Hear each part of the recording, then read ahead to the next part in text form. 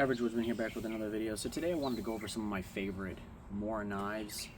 The reason, I think the thing that makes a Mora knife so good is they are basically the best example of the difference between cheap and inexpensive. They're inexpensive, but they're not cheaply made. And I think that's really one of the keys to Mora knives. You can get a Mora knife for $12, $15, $25, but it's not a cheap knife. It's still a high quality knife. It may not be a custom or a semi-custom knife that you pay $300 for, but you're also paying less than 30 bucks for it. So in this video I want to go over some of my favorites, just discuss some things, go over each and every model that I have here, and just kind of get into why I like Mora so much. Let's get into the video. Alright, so generally speaking, when someone asks me what knife they should get, especially if they're on a budget, I tell them, if you have a little over 100 bucks to spend, buy the SE RB3. It is, in my opinion, the best knife you can get for 100 bucks, or a little over 100 bucks. This one I've had for a long time. As you can see, it's been loved. It is one of my favorite knives I own, and that's from all the knives I own. I own knives from over $300 all the way down to $12 to $15, and this is my favorite, one of my favorite knives that I still use on a regular basis to this day. With that said, if people are on an extreme budget, they don't want to spend any more than $50 or less, I tell them to buy a Mora. You can get a Mora Garberg, which I don't have anymore. I used to have one. You can get a Mora Garberg, which is a full tang knife, just like this knife, with the plastic sheath for around 50 to 60 bucks, depending on where you buy it. I want to say on Amazon, last time I saw it was around $55. You're getting a full tang carbon steel knife that is very similar to the Bushcraft Black, which is my favorite Mora knife. Full tang though, this is not a full tang knife, for around $50, which is basically half the price of this knife. That's kind of the appeal. You're getting a high quality tool for a very reasonable price. So here I have, this is the Mora #1. This is like one of their smaller carving knives, has a very small blade. This one's carbon steel. Comes with this little plastic sheath. When I carry this, I generally keep it in my bag, and then when I get to camp, I'll throw it around my neck and carry it as a neck knife. This one is the 515, or 511, I believe. This is from their basic. This one has been loved. As you can see, I've done a lot of carving with it. This is part of their carving line.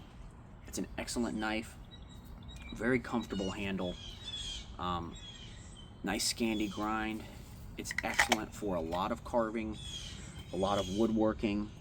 It has a very, very comfortable handle and a good blade. This is also an excellent knife for young people because you have a guard here, so when they're using it, you don't have to worry about them coming up onto the actual blade and cutting themselves. And this is also an inexpensive knife, so you're not spending a lot on their very first knife while they're practicing, getting comfortable using blades, and if they break it or damage it, you're not out a lot of money. This is like a $12 or $15 knife. This blade is the heavy duty companion, another excellent Mora knife. This one is a lot more robust. I've actually seen these in classes that I've taken around the country. A lot of people will use this knife. What they'll do is they'll just put a 90-degree spine on it, because this does not come with a 90-degree spine from the factory. It's rounded off.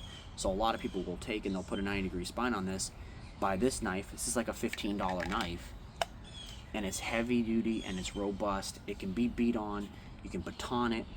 It has a very, very comfortable handle. It is not full tang. None of these knives are full tang, by the way. They're all partial tangs. But just because something is a partial tang doesn't mean it's not going to be robust enough to be used out in the field. Now, I wouldn't go out and pry with this. or try to baton, you know, seasoned oak, it may break, but that's not what these knives are designed for. If you want something like that, you bring the correct tool. You carry an axe or you carry a hatchet. You know, you carry the correct tool when you're out in the woods. These are knives to be worn on your belt and used correctly.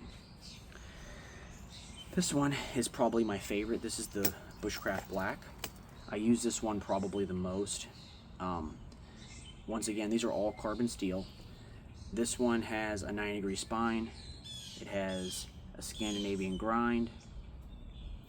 The sheath that comes with it, the sheath that comes with these ones is not great. They're not great either, but you got to remember what you're paying. You're paying, you know, $12 to $15, $20 for these knives, so you're getting a high quality knife and an okay sheath. The sheaths are usually the weakest points of most knives anyway, but this one was just really bad.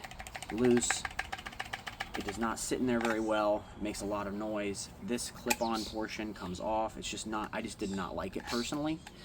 So I liked the knife enough, so I went ahead and bought a custom leather sheath for it that's like twice the price of the knife. This is like a $30 knife. I want to say this is around 60 or 80 bucks. I don't remember how much I paid for it, but I like the knife enough, or so much, that I bought a high quality custom leather sheath for it.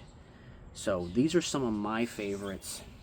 Honestly, when you're talking about Mora knives, as long as you understand the limitations and understand what they were designed for, these are all excellent knives. I carry this. I do carving around camp. You can do fine carving. You can do woodworking with these knives. But they can also be used out in the field as heavy-duty tools, like this one, the Companion, and they're not expensive. They also make excellent backup knives to keep in your kit, so you can carry a larger belt knife or a more heavy-duty belt knife on your person. Carry something like this in your kit, like a Mora Companion, or something like this one, one of the carving models for when you're around camp, or even a Bushcraft Black, and you can carry these with you as a backup knife. 2 is 1, 1 is none. So just remember that you don't have to spend a small fortune on a knife to have a good quality knife. These are not going to be semi-custom or custom knives. They're not designed like that, and they're not made like that. But for the price you get, you cannot beat a Mora knife. Anyway, guys, remember to like, subscribe, share these videos with your friends and family. Be safe, stay dangerous, and I'll catch you in the next one.